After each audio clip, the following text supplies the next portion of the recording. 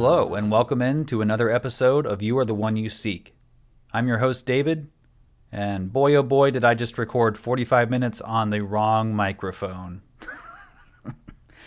I just recently got a little bit of a new setup with the webcam finally, so I can do video for this podcast when I'm interviewing somebody. When I'm doing a solo episode, I'm not really sure I want to video myself for that whole thing yet. Maybe I'll get there. Maybe let me know in the comments if you want to see my face while I'm talking, but I'm not really that interested in that. But I know everything is moving towards a more visual medium. Most of my views come through YouTube, so I should probably work on that. But yes, I really got a whole head of steam rolling and went back to listen to a part I needed to edit and was like, wait a second, why does it sound like I'm in a well? Oh my God. Yeah. Well, this is a perfect setup for this episode because I'm talking about the insatiable addiction to victimhood. And even in this case, I could take a stupid little mistake I made and victimize myself and, oh, woe is me, I just wasted all this time and how can I ever get it back? And, we can do this on every single level, make ourselves out to be the victim, and it feels really good to our ego and to the part of us that is just human. We have to give ourselves grace because we are in a meat suit. We're evolving primates who have most likely been tampered with at some point. I don't believe there is a direct line from all the different, the fossil records are a little bit inconclusive. I used to be a hard science guy for a little while there, at least. I was a hard science atheist who just believed that the fossil records are enough.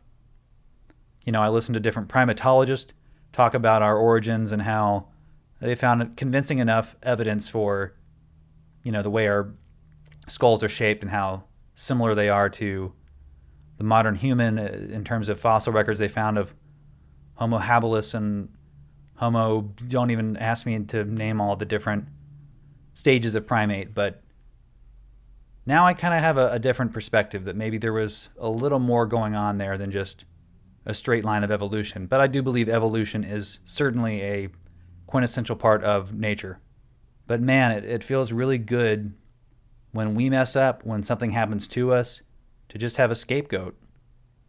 Or to feel like we're just victims. We're just helpless little apes floating through space, just getting screwed over by everything.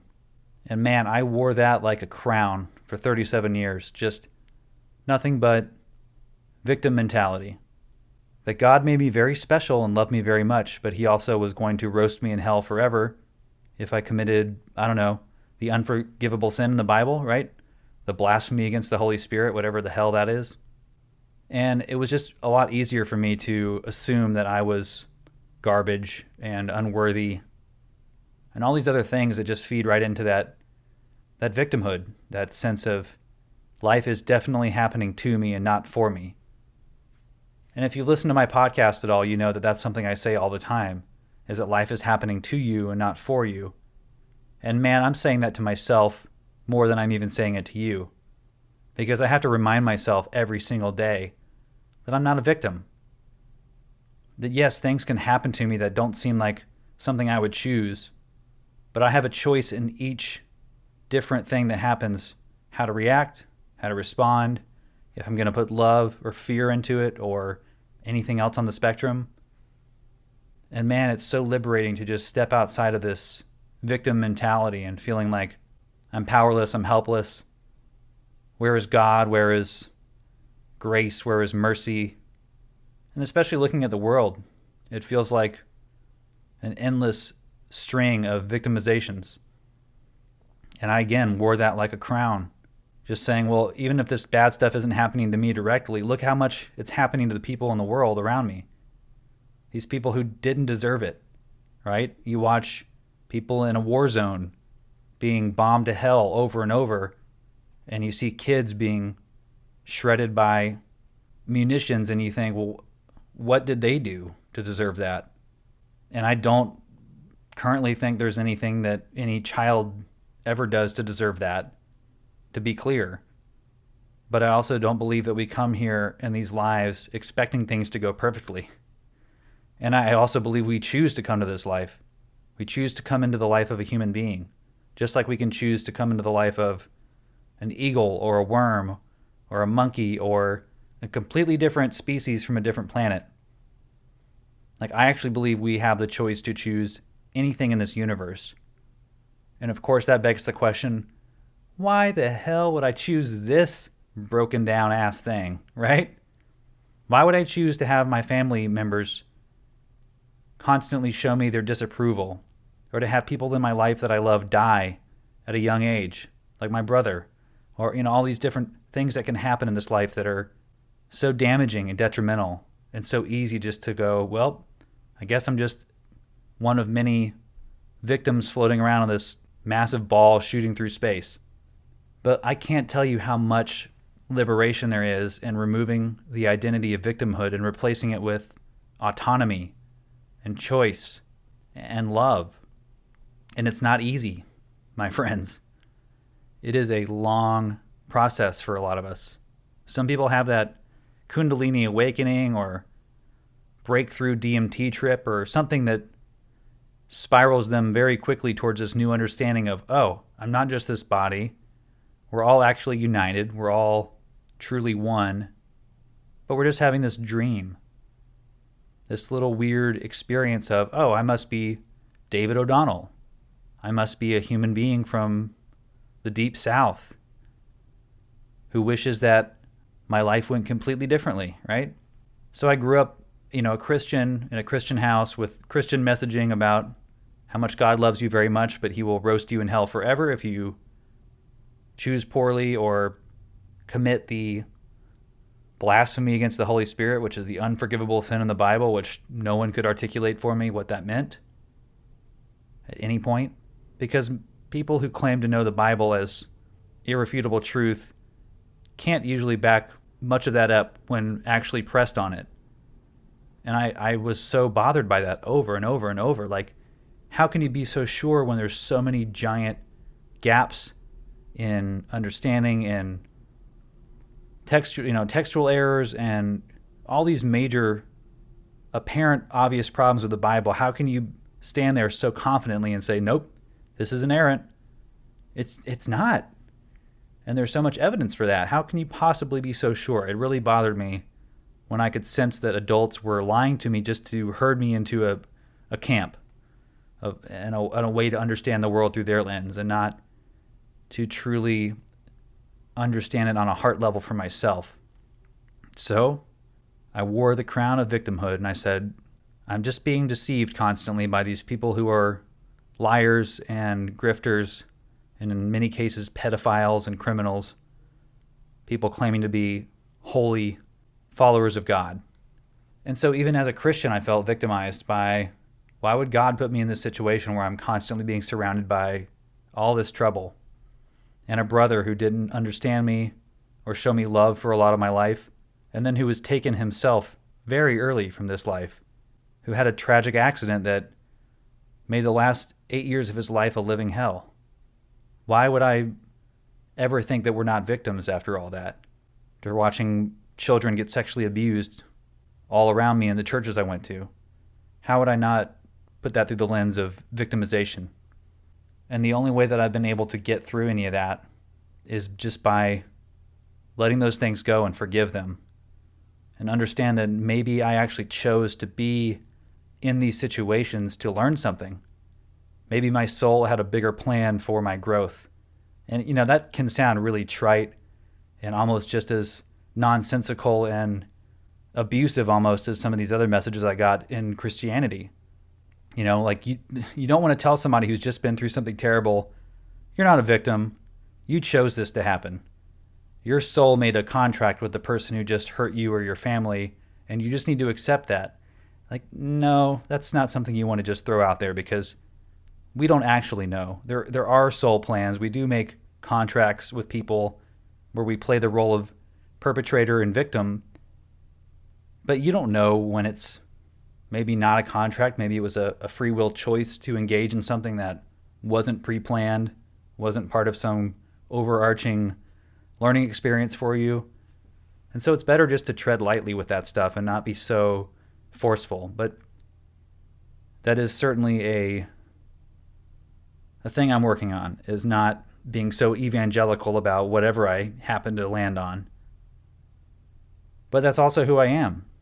And I'm done constantly apologizing for what drives me.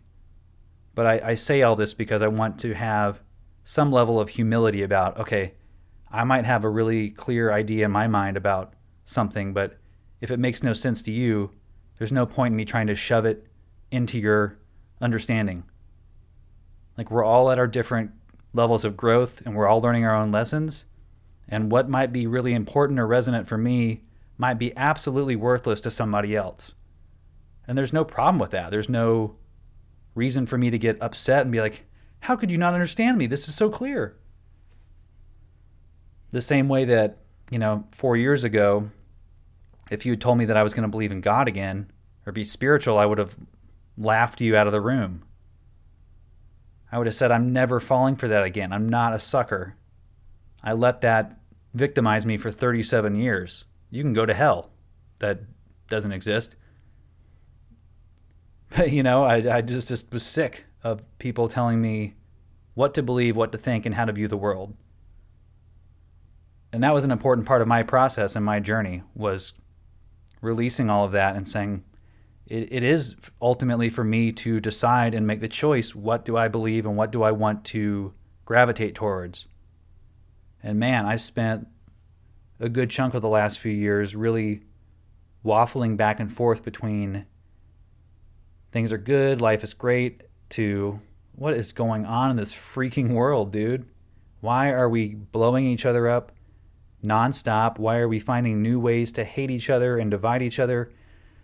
Divide ourselves from each other and creating all these new arbitrary walls to other people to see that group as the out group, but my group's the in group because we happen to know the truth. It gets so exhausting. It's really easy to become a total misanthrope. And I have been that for a long time. Even as a Christian, I just was largely disgusted with the world and ready to get out. So I lived a life of the long suicide plan. Abuse my body, treat it like shit. And if I don't make it, cool. Great, actually. Even with all the fear of hell and everything, I was just over it. Just tired of trying to make people happy in my life when I clearly wasn't making anybody happy, because I wasn't happy and I wasn't pursuing things that resonated with me and gave me joy. And another example of this, I was watching the show Alone recently with my wife, and I love that show. It's so incredible to see what people put themselves through and what they're able to handle and what is required mentally, emotionally, and spiritually to get through an experience like that. But one of the main things that stuck out to me was that people who don't love themselves, A, and B, they're trying to impress somebody else, usually fail pretty early on. They don't last near as long as the people who really are into their own brand. They really know what makes them tick, and they get excited about things that make them who they are. They can make themselves laugh. And they're sure about that they're not here to impress anybody else. They're here to fulfill their own dreams. That is the most potent, life-giving thing that I believe you can have in this life, is the self-assuredness of, I'm here for my own reasons, and they may not look great to everyone else, but as long as I feel joy in what I'm doing, I'm complete. And that requires removing so much of the victimhood that we are not only told is normal, but we're sold new ways to feel victimized. I mean, we see a ad on every commercial break, and every mile down the street you see a billboard for a personal injury attorney. Everything is about celebrating victimhood and finding new ways to gain from that. And now my understanding is that's the ego at work. That's the human body. That's the human mind. We're these limited man apes, woman apes. It's all inclusive, okay? But we're these evolving primates who have most likely been tampered with at some point, genetically altered, and I think to enlarge our fear centers and to be easily manipulatable. But we're getting to a point where now we're growing past that, and we're recognizing that we transcend any physical form that we inhabit. Our spirit is way more potent than any illusory temporary vessel that we inhabit. And so I don't see David O'Donnell as a victim anymore. I see him as a experience point for my growth. I see him as a necessary step towards reintegrating myself with Source. But kind of, before you run, you got to learn how to walk. And so when we left home to have all these physical experiences, we weren't just going to get right back to the place where we understood who we were, or else there really wouldn't have been much of a point of doing this. There kind of had to be that illusion of ignorance and separation so that we had something to play with. Because again, otherwise it's just kind of more of the same. If things were perfect in our spirit form, but we wanted to do something else, why would we just recreate the exact same thing but in a slightly different arrangement? Oh, well, we're in bodies now, but we're still just only full of love. We only hug each other and speak to each other nicely, and there is no division or disharmony or war or violence or anger or othering or addictions, coping with life in different ways. That sounds great to me now because I want that love back in my life, but I had to get to this point from many, many lifetimes of deep, deep struggle and deep, deep misunderstanding of who I am. But those aren't tragedies. I wasn't a victim of those lives. I chose them to get to this point. And this point I'm at now is not some enlightened, infinite guru in human form. I'm just a regular guy who's just trying to piece it together. And I've been very fortunate to have a lot of people's stories in my life recently who have really reshaped my view about how this all works. And I've felt so much gratitude and love for all of the negative things that happened to me to allow me to organically reach this conclusion. I couldn't have done it with things just being static and great and perfect. That's what we all desire. That's the reason so many people are in despair, because deep down we all know that this isn't right. This isn't normal. We're not meant in our true form to fight each other. So that's why even if you don't believe in God or Source or Spirit or that you're eternal, many people are pining and longing for a different world. They see the horrors of things happening and how we treat each other and just go, why? But that's because we have the Spirit inside of each and every one of us guiding us back home. And so even if you don't feel spiritual, you don't believe in Source, or you're like me and you were a Christian and then an atheist and not sure what after that, you might just be thinking, you know what, I can't go back to that mentality in any way. I can't go back to any kind of religious thinking or framework or speech or all these different things that feel triggering, right? But there's a gnawing part inside of each one of us that is desiring something better. Even those who are immersed in their darkness, even those who are choosing just their ego and their fear and ignoring love. Deep down within every single person, every single soul, believe it or not, think of any dictator or politician or person you consider, maybe not the word evil, but whatever word you want to fill in there. Just think about any of those people and ask yourself, do you want a world where those people thrive? Or do you want to see a world where love thrives and understanding thrives? And if you even have a little bit of that in you, that's you getting in touch with your spirit. That's you remembering who and what you are. And that's the beginning of the end, when you start to realize this ain't it. Something's missing. Something is deeply wrong. Even as a material scientist atheist, I was kind of like, okay, yeah, maybe this is all one cosmic accident, and maybe the miracle is that we're even alive, and we just get to experience this one life, and that's enough. I lived there for about 1.5 years, and I said, this is okay. I don't have to have some cosmic journey.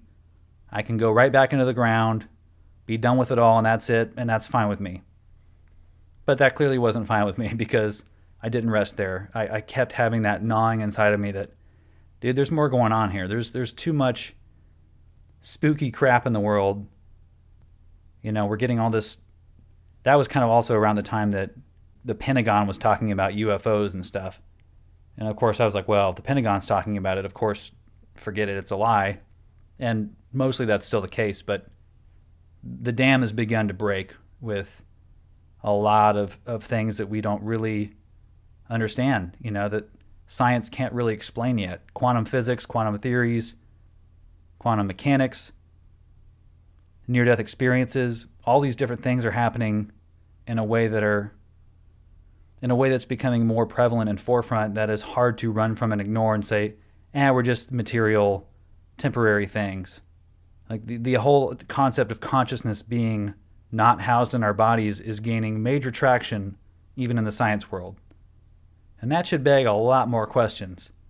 Like if our brain is just a receiver for consciousness, then what the hell is consciousness? And how would that even fit into an evolutionary design where things are just expanding materially?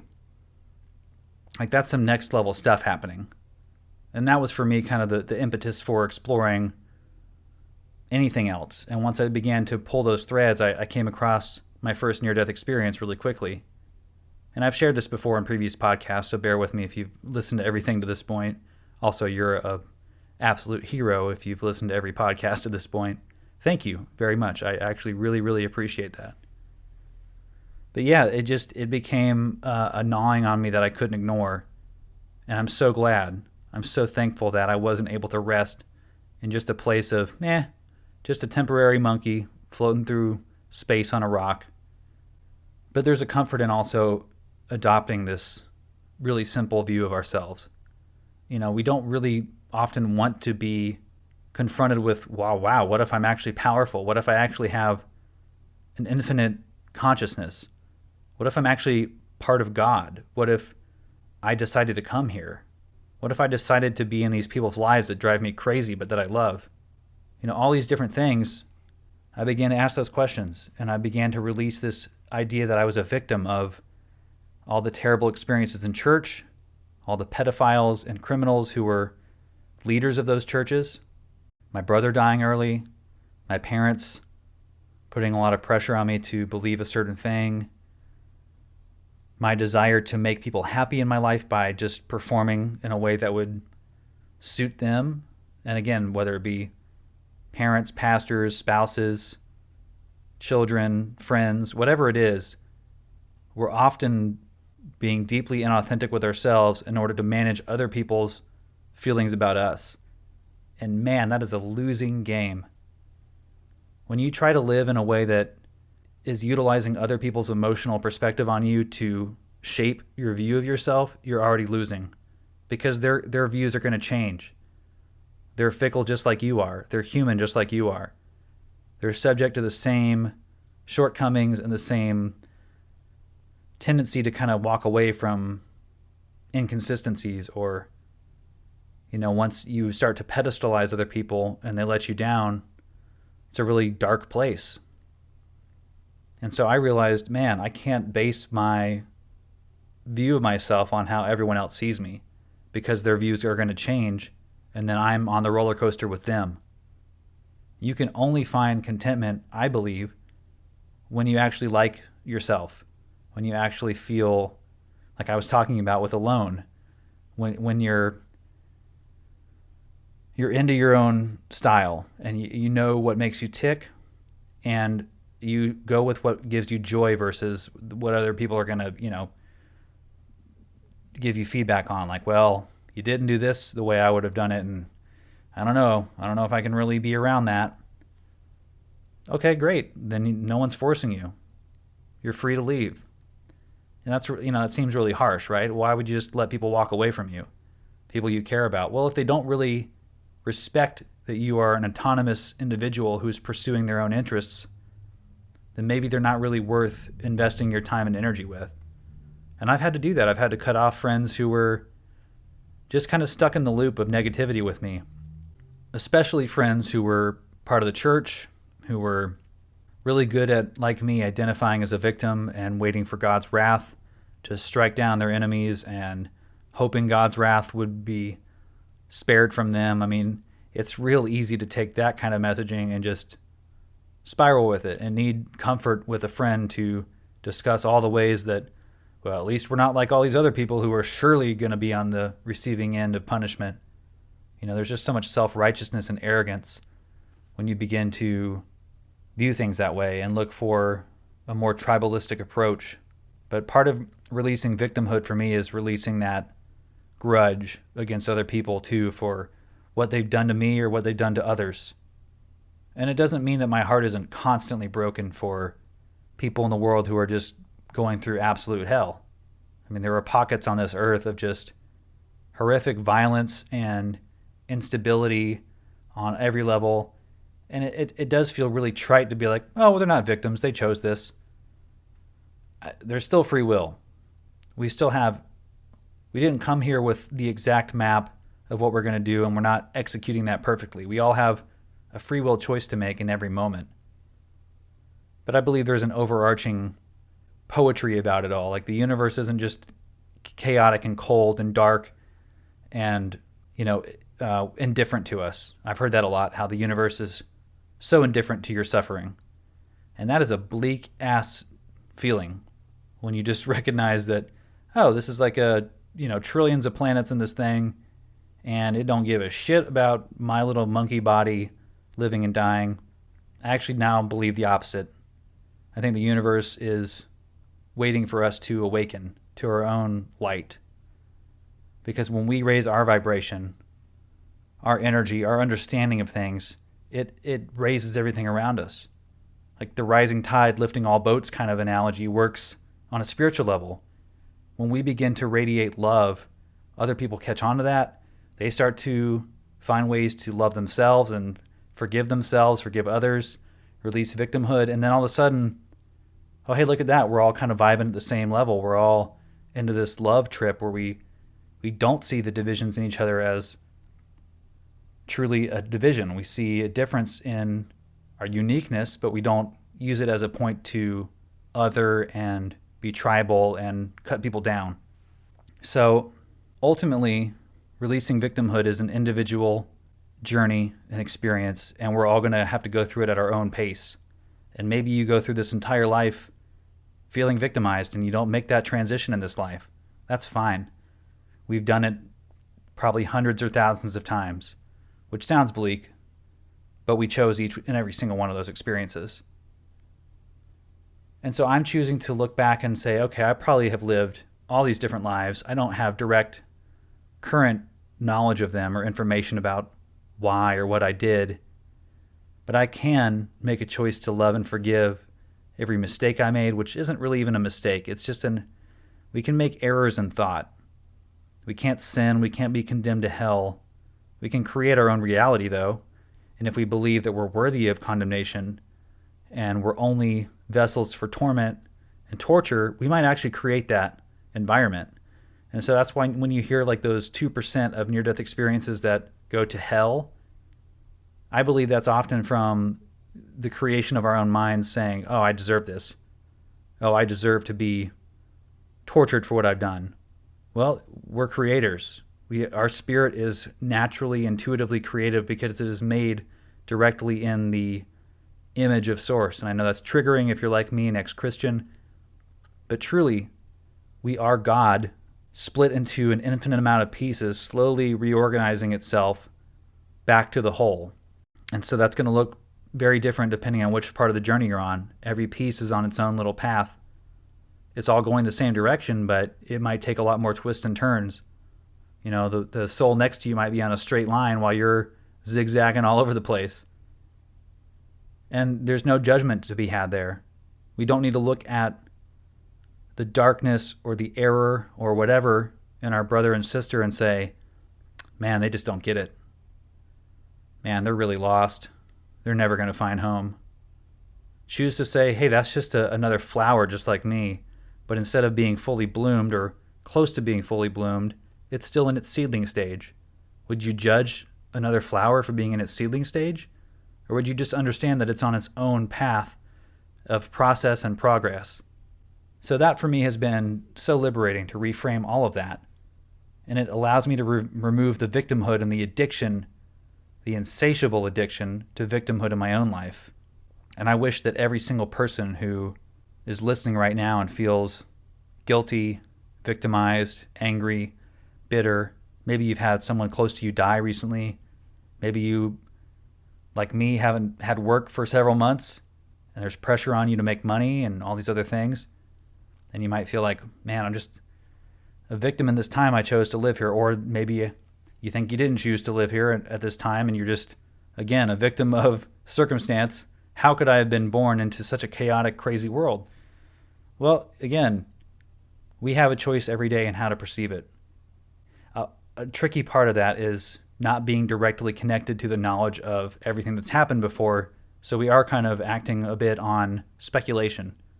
At least in my case, I haven't had a litany of direct, profound spiritual experiences where I can just say, oh, that was definitely God, or I definitely remembered all my past lives, or, all these different things that some people experience. Some of us don't get that direct of a revelation. It's a slow burn. And I used to be feeling victimized about that. Like, where's my DMT breakthrough? Where's my God moment, I've had these little slivers of things that felt kind of like that, but why isn't it happening to me? And part of it's because I don't feel worthy of it, because I'm afraid of my own power.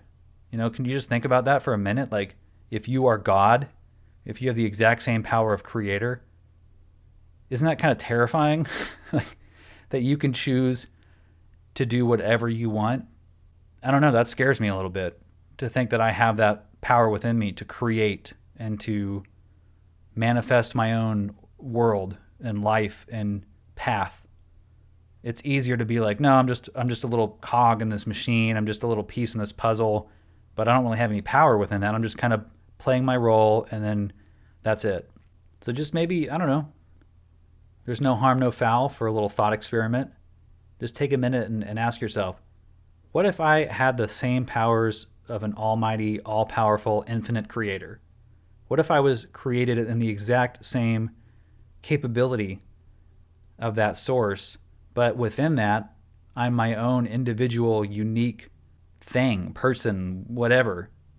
Like, it's mind-blowing. It's too hard for me to wrap my head around as a evolving man-ape. So ultimately what I'm trying to get at with all this is just the more you can release the past, let go of that victimhood, recognize that you have a choice to make in every situation, the more you can embrace love and become the person you want to be. And really it's about resonating with what brings you joy. If you're doing things in your life that aren't bringing you joy, they're not really meant for you. I don't think we came here to suffer and struggle intentionally. That's just because we have to kind of go through it in a process of organic understanding it. Again, if it was just infinite, perfect understanding in all things we did, we wouldn't really need to do any of this, or it wouldn't be nearly as fun or immersive. It's like we're playing a video game here, and we want to be deeply immersed in our avatars. But if we already know that our avatars aren't real and the game isn't real and we're just kind of disconnected from it, it's not as fun. There's something about, for me as a video game fan, playing a game that's really immersive that makes me cry when my character is hurt or when another character is hurt or dies. Like, I don't know if you've ever had that with a movie, with music, with a video game. There's a lot of things we can connect with that are, we can step back and say, well, that's not really who I am, but it still affects us on a deep level, and we can still go through the whole experience of it.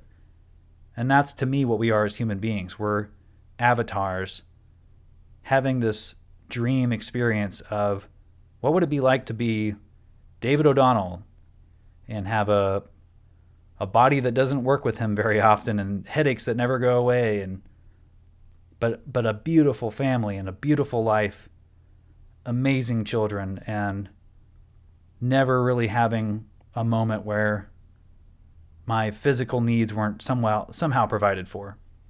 It's a choice.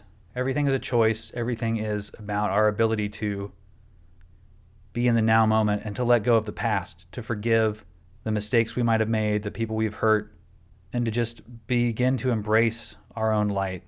and what brings us joy. And now there's a big difference between joy and immediate gratification, and maybe that's for another episode, but really joy is just the things that are deep within you that make you feel love.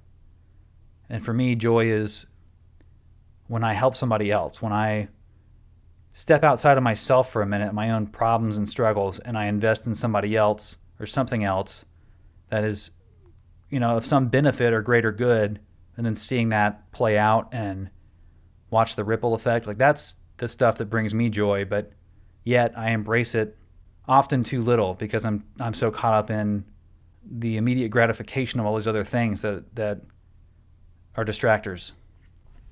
So if there's anything you're doing that you're pushing, that's pushing you back, that's not giving you joy, that's giving you fear, anxiety, whatever it might be, take some time to question, is this something I have to choose to do? Or is it something I'm doing out of the fear of what'll happen if this predictable thing is no longer predictable, or this action I am used to taking is no longer viable?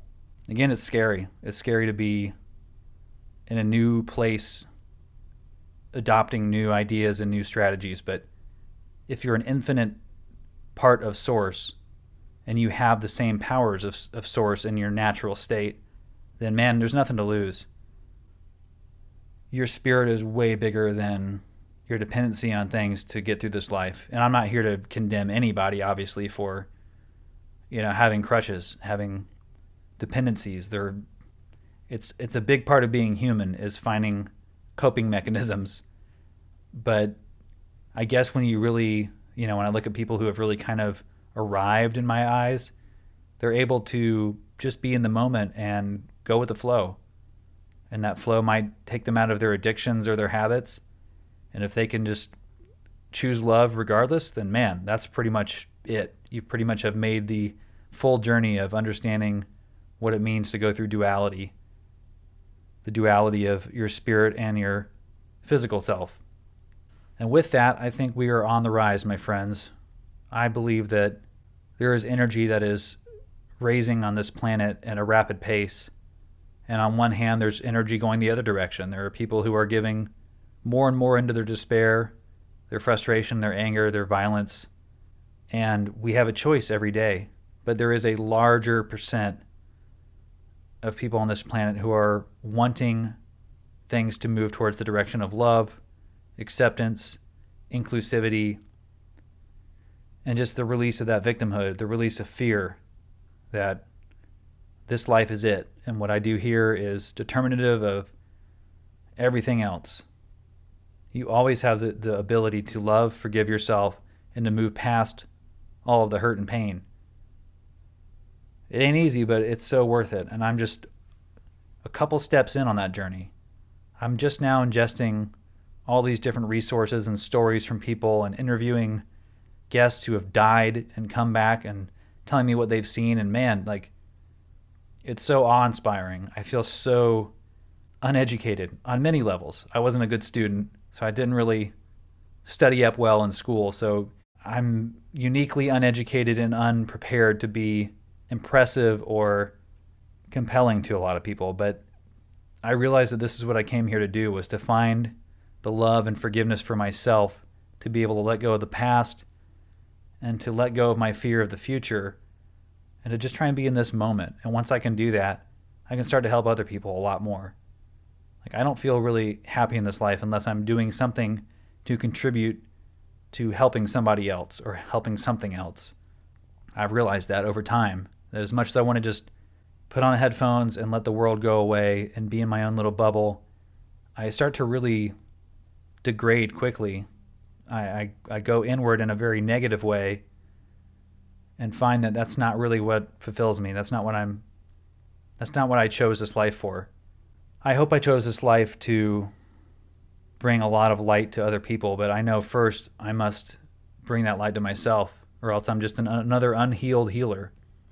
And the unhealed healer is kind of a precarious place to be, because it's easy to give away a lot of bad advice and a lot of bad information when you haven't really been able to go through it yourself. But also, as you teach things, you learn them.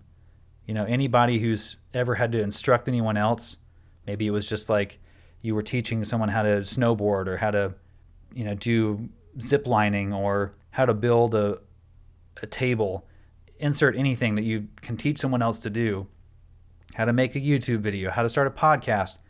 Usually the more you go through step by step teaching someone else how to do something, you realize, oh yeah, that's why I do this, or oh, that makes more sense to me now that I'm explaining it to someone else. So anything you do in life where you are teaching and sharing with other people, you're getting back so much more. Like, you can never give away any part of yourself that is love and lose it. Every time you give that love out to other people, you get even more of it back. So don't put yourself out there in fear that you're going to lose yourself if you just pump love into this world. It feels scary because you might be worried about being victimized by someone who doesn't understand you, who tramples on your love. But you know what? They're on their own journey and their own trip. And you don't need to attach your well-being and your emotions to their perception of you, or else you'll be on the roller coaster forever. That's part of the karmic cycle we have to step off of, is playing this game of perpetrator and victim with each other. Once we see each other as beyond that, we're done. We're done with the games, and we can move on to the next phase of our journey, which is the heart-based consciousness. If you've ever studied chakras, the energy centers of your body, that's kind of like the correlation to me between these realms we live in and what we're going towards. So right now we're stuck kind of in the root chakra, or maybe you're somewhere between the sacral and solar plexus, which is still discovering who you are, still working out what drives you, what motivates you. But we're all cruising towards the heart chakra, which is when we start to let go of that ego and that judgment and that fear and that othering and that tribalism, and we embrace just an open, moment-by-moment attitude towards life. Like, living in the moment is where we're going, and it's living in love in the moment. And then beyond that, there's the throat, the third eye, and the crown chakra, and those are just more steps towards enlightenment as we're making our journey back home to re-merge with Source. And I used to be so hung up on, I need to be back home with God. If there's a God, I need to be back home with God now. And now I realize God gave me this whole experience to discover myself and to be able to create my own experiences and to create my own realities. Like, once we go through all these journeys and we understand why ego and selfishness is not who we are, then we can begin to create out of all these experiences we've had, but only in love. We're not going to be able to create dark, evil, malevolent worlds, because that stuff isn't even real. It's just an illusion of the perceived separation that we're in. But we're not actually separate. We're in spirit right now. We're actually with Source, beaming our light down into this pinhole of a veil, because time doesn't even exist outside of this body. So we're not in need to go through any journey. You're not sinful. You're not wrong. You didn't come here and truly separate. You just gave yourself the trick of ignorance to make you think that you're separate. But you're actually, in all reality, you are perfectly at home. There's a quote from A Course in Miracles that really resonates with me. There's two of them, actually, that I'd like to share real quick, that to me are the summary of the entire point of that course. The first one is this: nothing real can be threatened. Nothing unreal exists. Therein lies the peace of God. And when it's talking about that nothing real can be threatened, the only thing that's real is love. Love is the creative force behind everything. What's unreal is our ego and these bodies and this dream we're in. That's a certain unreality we've created to go through these experiences, but that can't encroach on our realness. Nothing can ever attack love and spirit. And the other quote is,